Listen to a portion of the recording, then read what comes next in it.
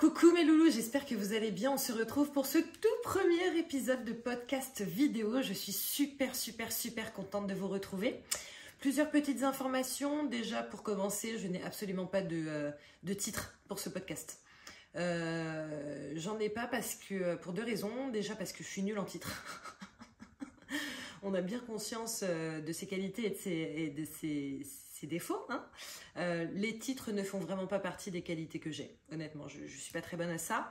Donc voilà, déjà il n'y a pas de titre. Du coup, si tu en as un en tête, tu n'hésites vraiment surtout pas à le mettre en commentaire. Ça me ferait très plaisir et ça m'arrangerait, je pense. Donc voilà pour la première chose. Et ensuite, parce que je n'ai pas du tout envie d'avoir un titre, tu sais, qui soit un peu comme ce que fait tout le monde là. Déjà de base, ce podcast, j'ai pas envie qu'il soit comme le podcast de tout le monde. Et le titre, tu sais, j'ai pas envie que ce soit genre perle de lumière, des trucs comme ça, des trucs un peu trop farfelus, un peu trop comment dire ça, caricature de la spiritualité. Voilà, je n'ai pas du tout envie d'aller dans ces travers. Au même titre que je n'ai pas du tout envie que ce podcast soit pareil, en fait, une caricature de la spiritualité. J'ai envie que ce podcast me ressemble. Je le fais sous forme de vidéo pour deux raisons. Déjà parce que je suis à l'aise avec la caméra. À la base, je voulais faire un podcast normal, mais en fait, je me dis que pour certains d'entre vous, on se connaît. Pour pas mal d'entre vous, d'ailleurs, on se connaît déjà. Et que ce serait peut-être plus sympa pour vous de l'avoir sous forme de vidéo plutôt que sous forme d'audio. Alors bien entendu, après, si tu as juste envie d'écouter, tu n'es pas obligé de regarder. Et du coup, je trouve que ça peut contenter plusieurs types d'utilisateurs. Donc voilà, j'ai vraiment envie que, là tu vois par exemple je suis sur mon canapé, on est clairement chez moi, et j'ai envie que ce podcast soit un petit peu comme un rendez-vous entre nous. Tu vois, genre un truc un peu cosy. Là j'ai préparé mon thé, j'ai mon petit plaid, tiens d'ailleurs je vais mettre mon plaid maintenant.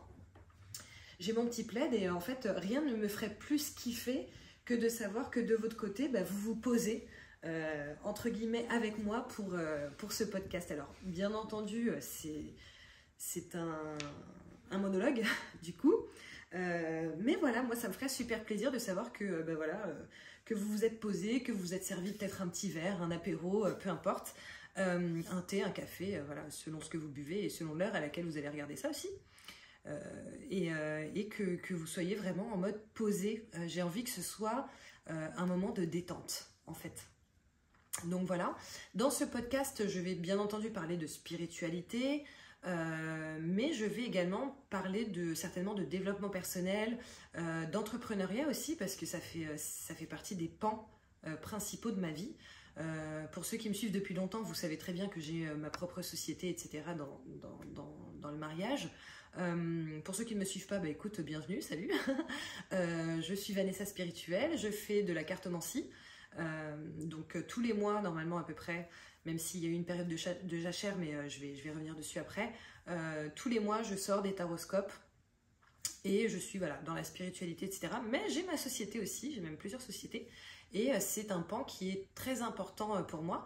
Donc du coup, voilà, moi j'ai envie que ce podcast me ressemble et résultat, je ne peux pas vous dire voilà, il sera axé sur telle chose. Non, parce que ce sera vraiment selon ce qui m'est déjà arrivé dans la vie, au même titre que ce qui va m'arriver au fur et à mesure de la vie, etc. Voilà, j'ai envie que ça évolue. Donc voilà, donc j'espère que tu t'y plairas, en tout cas, que tu passeras un bon moment. Et puis voilà, là je vais être vraiment très férue par rapport aux commentaires, notamment s'il y a des sujets que vous souhaiteriez qu'on aborde. Ça me ferait super plaisir de connaître, de savoir lesquels en fait, tout simplement.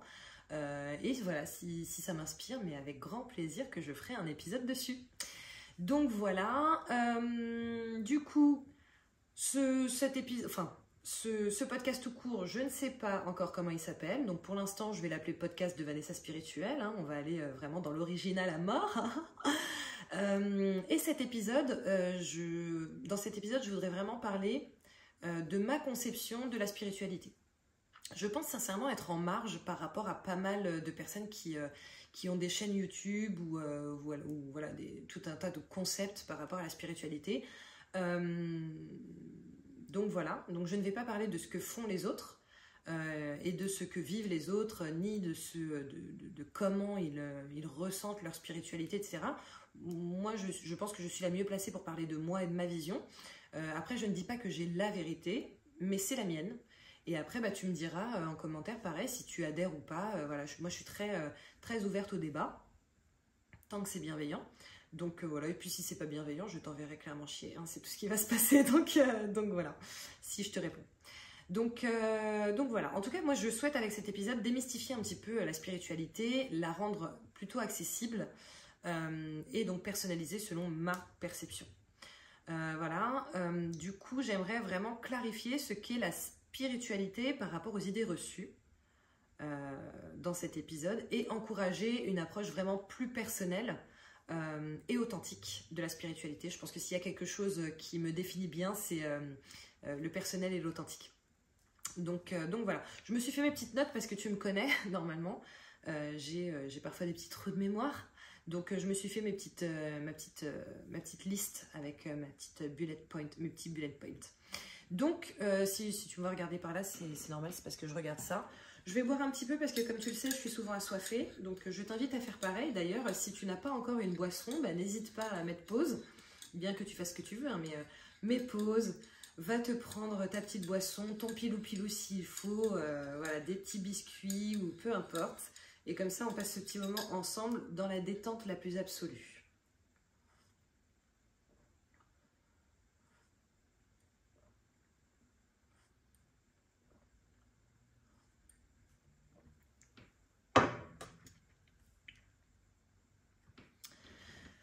Voilà, j'ai bu.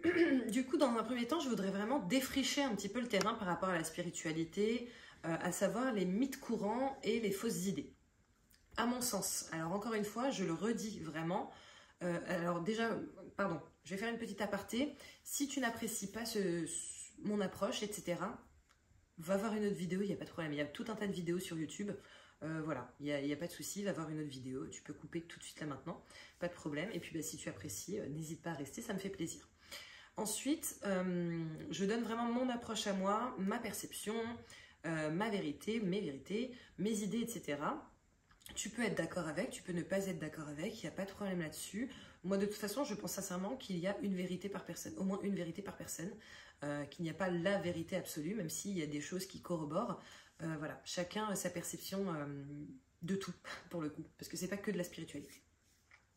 Donc voilà, pour moi, la spiritualité n'est absolument pas exclusive aux pratiques religieuses, pour commencer. La spiritualité, c'est pas le fait, c'est pas exclusivement le fait de prier, de croire en Dieu ou en un Dieu, quel qu'il soit, d'aller à l'église ou à la mosquée, etc., etc. Pour moi, la spiritualité, c'est pas exclusivement ça. Elle ne se mesure pas non plus aux outils ou aux symboles que tu vas utiliser. Lorsque je te parle d'outils ou de symboles, je te parle de, par exemple, la croix. Sinon, je te parle aussi des cristaux, enfin, plutôt de tout ce qui va être les tarots, les oracles, les pendules, les runes, etc., etc. Les outils, pour moi, ne sont pas...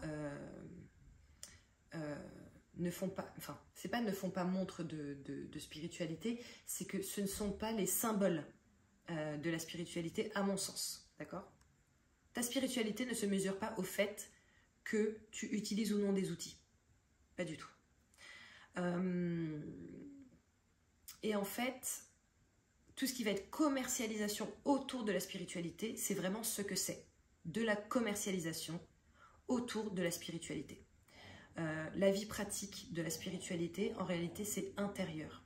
Alors, bien entendu, tu peux utiliser des outils, mais à mon sens, ta spiritualité vient en priorité de ton intérieur, de ton être, de ton toi, de ton cœur. Donc voilà. Pour cet épisode, j'ai décidé de faire un système de métaphores. Alors peut-être que du coup, c'est ce que je ferai pour tous les épisodes. Peut-être pas. Je ne sais pas encore comment je vais articuler ça. Mais en tout cas, pour cet épisode, je trouvais ça important pour essayer de me faire comprendre au mieux, d'utiliser une métaphore. Et du coup, je vais utiliser la métaphore du jardin et du jardinier. Pour moi, ta spiritualité, ta vie, c'est ton jardin. Tu es le jardinier, ok ? Tout ce que tu vas semer dans ce jardin, que ce soit des carottes, des navets, des fraises, etc. etc. Bon, ceux qui me connaissent très très bien, vous savez que je ne suis pas la meilleure en légumes, en fruits et légumes, mais bon, Bref, petit clin d'œil aux peu d'amis que j'ai qui suivent cette chaîne. Mais en fait, du coup, par exemple, tes carottes, ça va être tes pensées. Tes fraises, ça va être tes actions, etc., etc. Tout ce que tu sèmes dans ce jardin va être inhérent à toi. Ok ?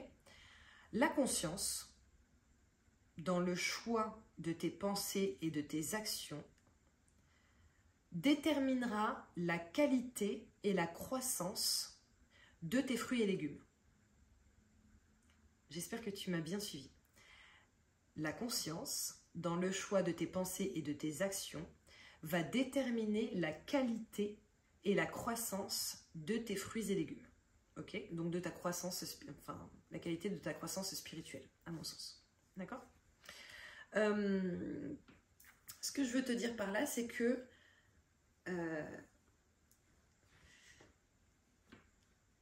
alors, je vais essayer de te l'expliquer de la manière la plus simple possible. J'aimerais vraiment que ce podcast soit efficace aussi bien pour les aficionados de la spiritualité que pour les personnes qui s'y mettent à peine, qui vont peut-être découvrir grâce à ça, tu vois. Donc, je vais vraiment essayer d'utiliser des termes assez simples, parce que parfois, je sais que je m'emballe un petit peu dans mon vocabulaire.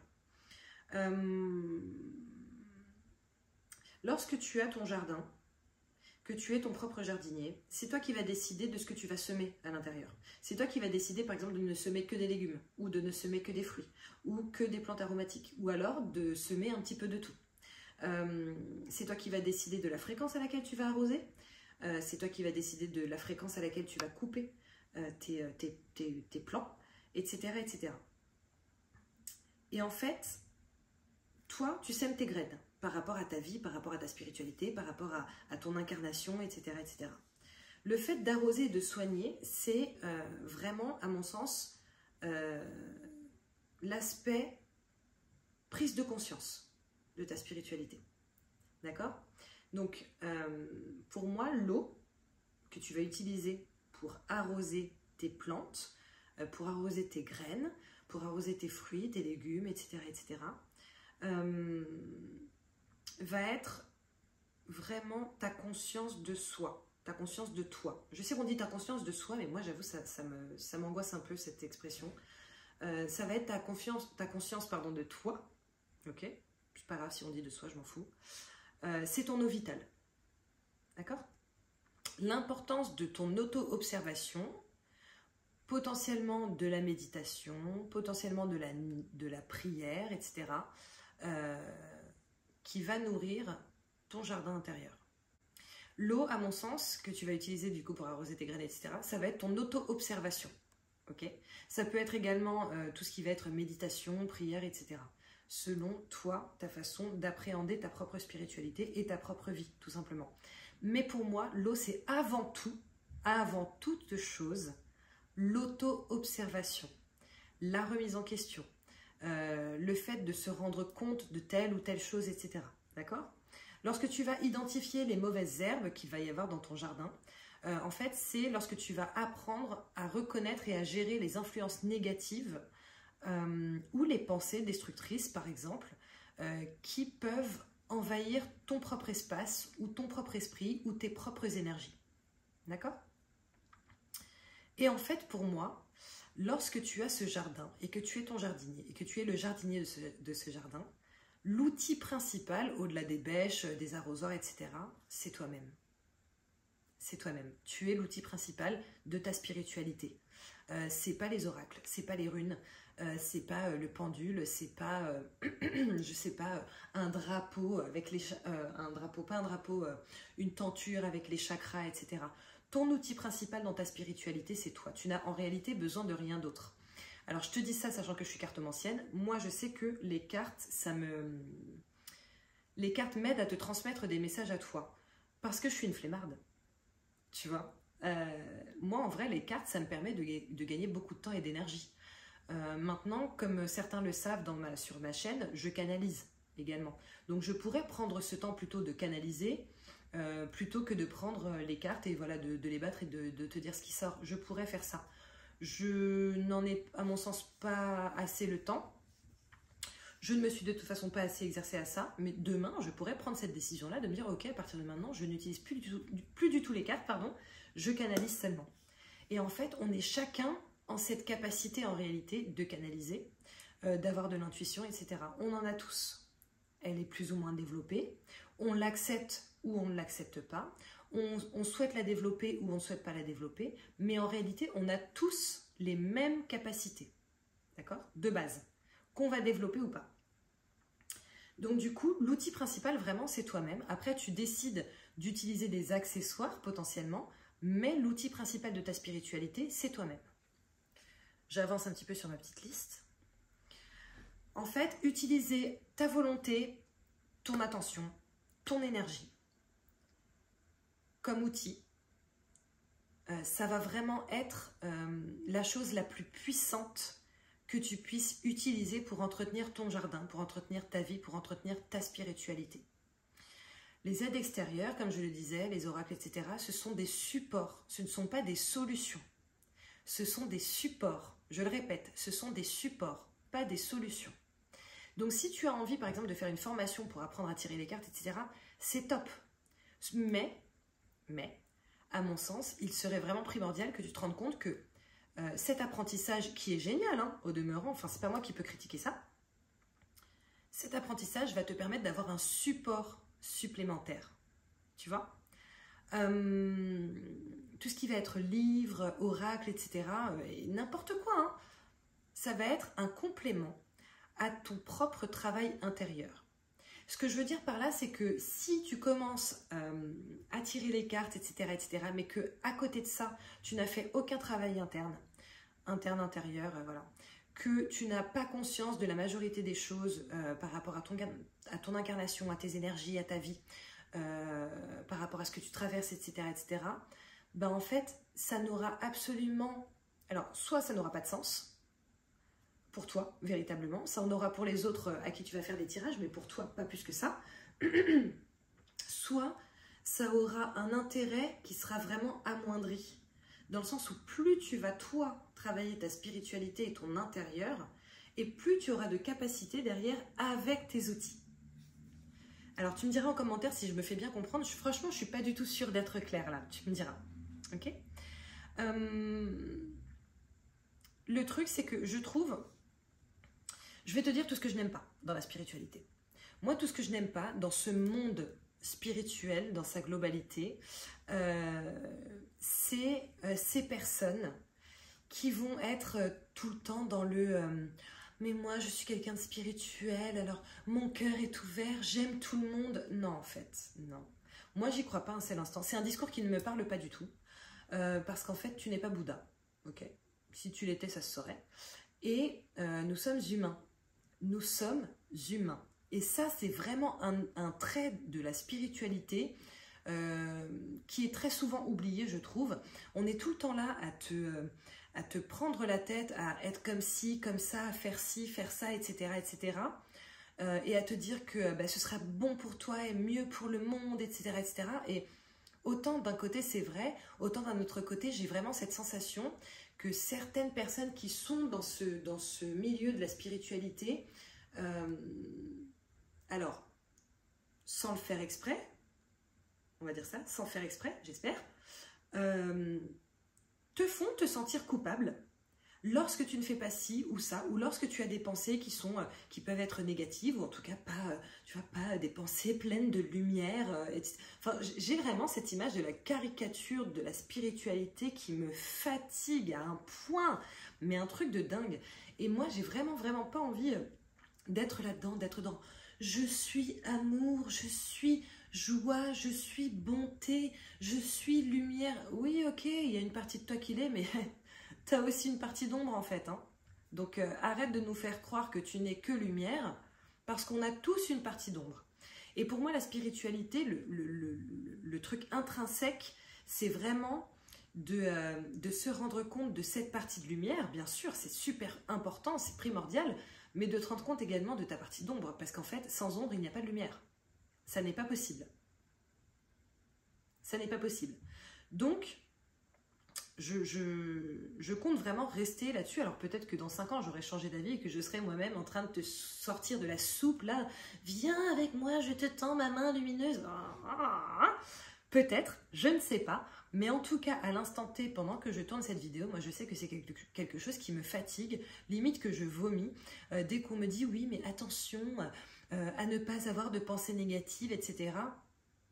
En fait, tu ne peux pas contrôler tes pensées. Par contre, tu peux contrôler ce que tu en fais. Ok ? Si tu vois que tu as des pensées négatives, ces pensées, elles viennent dans tous les cas. Quoi qu'il se passe, tu ne peux pas faire... Enfin, voilà, tu ne peux pas échapper à tes pensées. Par contre, tu peux voir si tu les cultives ou si, au contraire, tu vas les balayer gentiment en disant non, tu n'as pas ta place là pour l'instant. Tu vois ?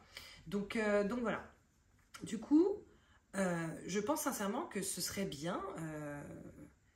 En fait, je pense que c'est même primordial, lorsque tu entres dans ta spiritualité ou lorsque tu y es déjà, de te détacher véritablement du « je dois » et du « il faut ». Tu ne dois rien du tout. Il ne faut rien du tout. Tu n'es pas dans l'obligation de quoi que ce soit. Et je t'en parle vraiment en connaissance de cause. Pour ceux qui me connaissent, vous savez que 2020-2021, j'étais super présente sur YouTube, etc. Pour le coup, j'ai une chaîne qui a grimpé en flèche. En très peu de temps, j'ai atteint plus de 10 000 abonnés. C'était génial.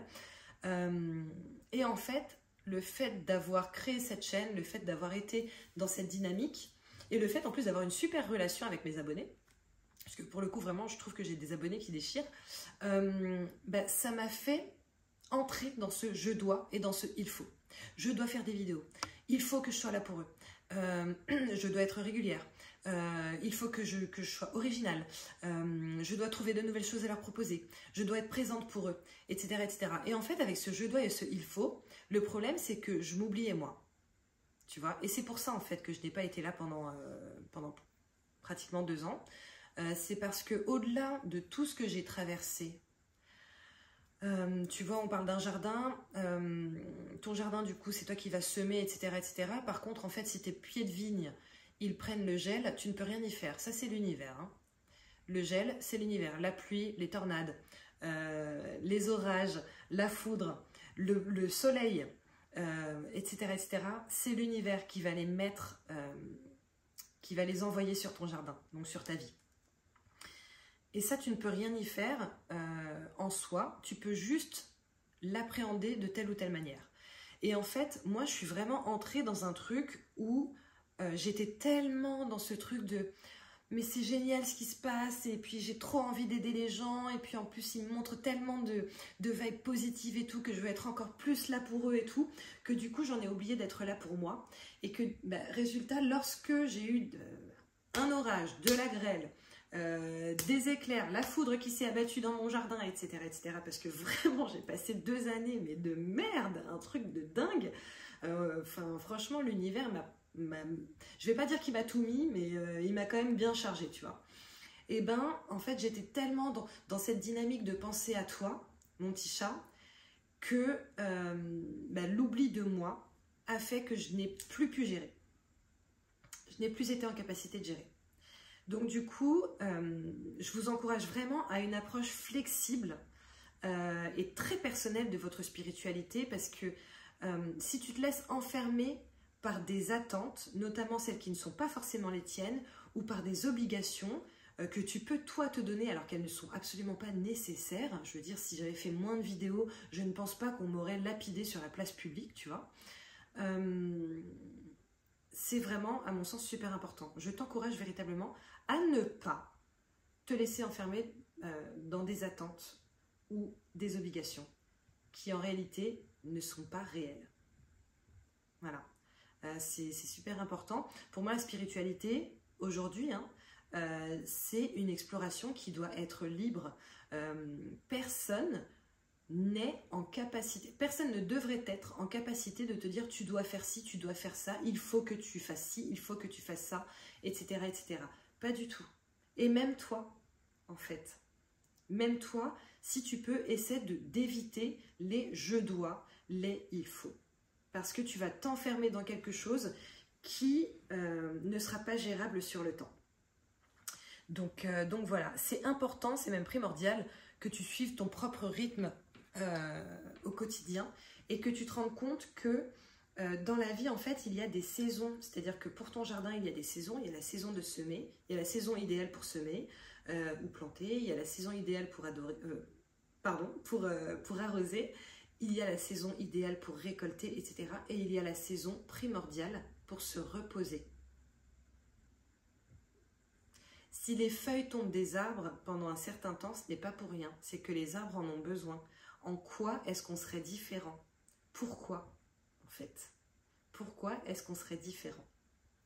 Donc du coup, chacun grandit vraiment à son propre rythme. Et à mon sens, il est vraiment crucial de respecter son propre processus et de ne pas se comparer aux autres. La comparaison aux autres n'a rien de bon si tu ne la prends pas comme une simple inspiration. Si tu la prends comme ouais mais tu vois elle fait ci, ouais mais tu vois elle fait ça, ouais mais tu vois lui il est comme ci, lui il est comme ça, etc. Oui mais pourquoi lui il y arrive et pas moi, et pourquoi ceci, cela? En fait tu vas t'enfermer dans quelque chose qui va être extrêmement négatif et néfaste pour toi et qui ne va pas du tout t'arranger et qui ne va pas t'aider à évoluer. Donc vraiment fais attention à ça. Je bois un petit peu.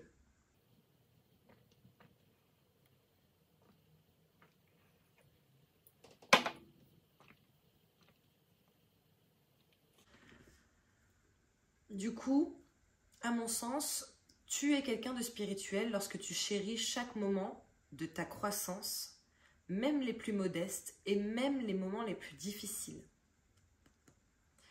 Il faut, tu vois, je vais me corriger, il est primordial, à mon sens, d'accepter et d'apprécier vraiment le processus et pas seulement le résultat. Et je sais que c'est difficile hein, parfois, enfin là quand tu vois les années que j'ai passées, l'année et demie, les 2 dernières années que j'ai passées, en fait je m'aperçois que le plus difficile a été quand j'ai été dans la résistance, tu vois. Quand j'ai été dans le ouais mais non en fait je suis pas d'accord, je ne veux pas, enfin je n'accepte pas ce qui m'arrive, je vais me battre, etc. En gros voilà, on va retourner sur la métaphore. J'ai mon jardin, j'avais planté tout un tas de choses. J'avais planté des roses, des bégonias, j'avais planté des iris, j'avais planté des pommes, j'avais planté, voilà, tout un tas de choses. Ok? Et en fait, il y a eu du gel. Il y a eu du putain de gel. Avec également, allez, on s'en ajoute des orages, la foudre qui est tombée pile sur mon jardin, etc., etc.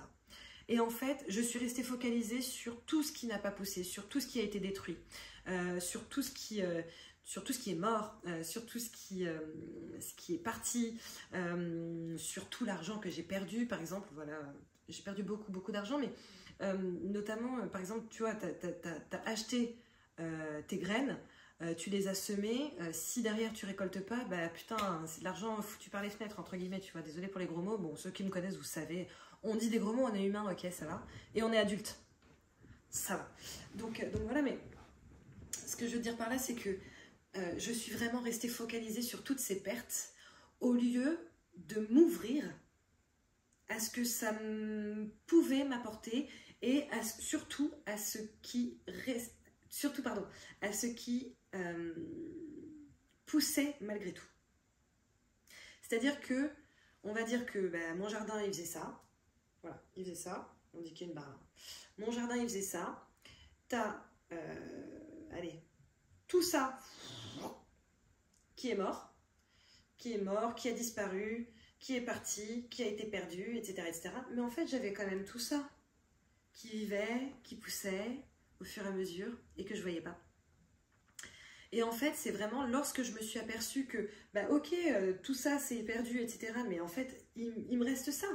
Il me reste ça de viable, il me reste ça qui évolue, il me reste ça qui avance, il me reste ça qui grandit, qui s'épanouit, etc. Que j'ai pu apprécier le chemin et que du coup, j'ai beaucoup plus avancé. Donc, je t'invite vraiment à apprécier, même si parfois c'est très difficile, à accepter et à apprécier le processus et pas seulement le résultat. Voilà.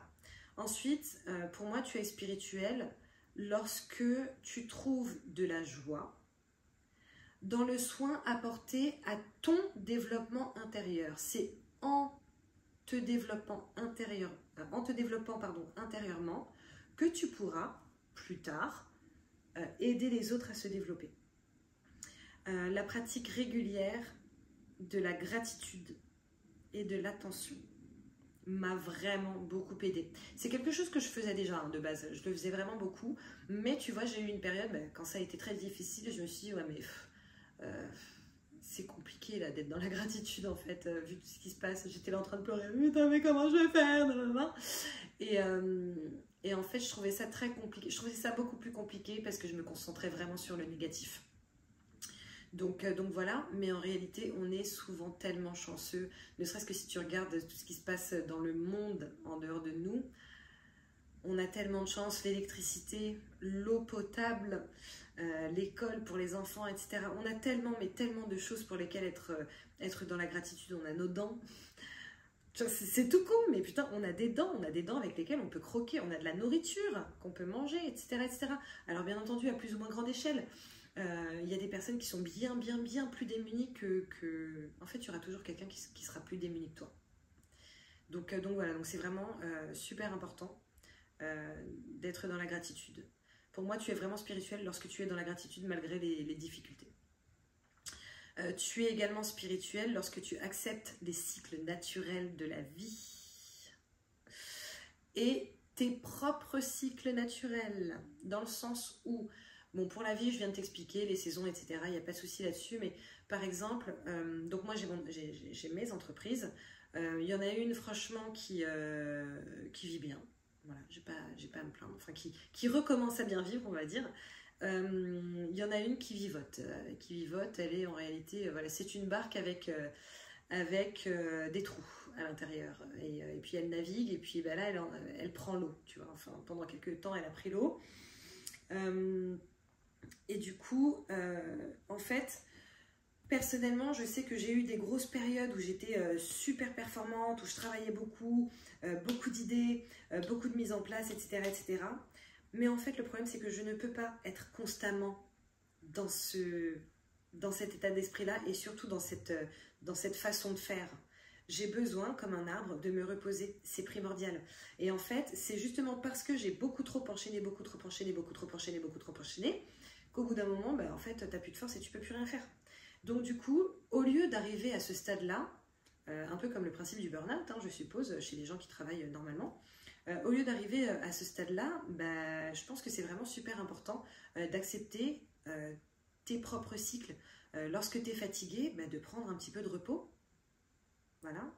D'arrêter de te forcer à. Genre d'arrêter de te dire « Mais non, mais en fait, je ne peux pas me reposer, non, c'est pas possible, parce que si je fais ça, non. » On se trouvera toujours des excuses. Toujours. Quelle que soit la situation et quelle que soit la raison. On se trouvera toujours des excuses, que ce soit pour faire quelque chose ou pour ne pas faire quelque chose. Maintenant, pose-toi 3 secondes et rends-toi compte que si tu acceptes tes propres cycles, et notamment quand on est une femme, c'est encore pire, mais si tu acceptes tes propres cycles, en fait, en réalité, lorsque tu seras dans ton énergie d'action, en réalité, elle sera tellement expansée qu'elle sera de toute façon tout aussi efficace que si tu restais seulement dans une énergie d'action. Donc, autant profiter du voyage, avoir ta grosse énergie d'action, et ensuite ton énergie de repos que tu acceptes pour avoir à nouveau une grosse énergie d'action, etc., etc. C'est vraiment important et primordial à mon sens de reconnaître les périodes de dormance comme des opportunités de régénération. Très important. Pour moi, tu es également spirituel quand tu apprends de la présence des mauvaises herbes dans ton jardin. En fait, en fait, cette période m'a vraiment appris à comprendre que les défis, les obstacles,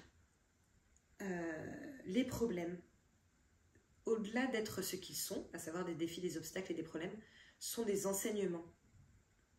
Ce sont des enseignements et c'est ce qui va te permettre derrière d'agir ou de réagir autrement la prochaine fois que ça va t'arriver, parce que on vit des cycles et des saisons. Donc ça va forcément arriver à plus ou moins grande échelle, à nouveau, mais ça va forcément arriver à nouveau. Et du coup, en fait, le fait de comprendre que les défis et les obstacles font partie de ton cheminement et sont des moyens d'enseignement qui te sont mis sur ta route par l'univers, te permettra d'appréhender les prochains défis et les prochains obstacles et les prochains problèmes complètement autrement et du coup peut-être de mieux t'en sortir. Donc voilà. Et enfin, pour moi, tu es spirituel lorsque tu observes et apprécies la leçon dans chaque aspect de ton jardin. C'est-à-dire que, voilà, là j'ai eu une période super difficile, etc. Mais, c'est même pas là, hein, c'est les leçons que j'en tire ont tellement de valeur que même si c'était difficile, même si voilà, j'ai eu envie de m'arracher les cheveux à de nombreuses reprises, etc., je suis aujourd'hui reconnaissante de ce que j'ai vécu parce que ça m'a appris énormément. Et en fait, je sais ce que j'étais et je vois ce que je suis devenue grâce à cette expérience vécue. Donc voilà. On arrive à la conclusion, mon petit chat. Et en fait, pour cette fin d'épisode, j'aimerais vraiment t'inviter à réfléchir personnellement à tout ce que j'ai dit, à comment tu te sens par rapport à ça, à où t'en es par rapport à ça, parce que j'ai une chaîne, je pense, qui regroupe aussi bien des personnes qui maintenant sont en mode high level spirituel que des nouveaux arrivants dans la spiritualité, etc. Et j'ai vraiment envie que tu nourrisses et que tu explores ce jardin qui est le tien. N'hésite pas à me partager du coup ce que tu en penses. Ça me ferait vraiment, vraiment, vraiment plaisir. Vraiment. Donc voilà, juste pour info, sachez que je ne vais pas du tout refaire une espèce de burn-out spirituel comme je l'ai fait là. Parce que c'était un peu ça, hein, ouais, c'était un peu ça. Ce podcast dans l'idéal, j'aimerais bien vous le proposer tous les dimanches matin, genre vers 10 h. Je trouve que c'est pas mal, après tu le regardes quand tu veux bien entendu, hein.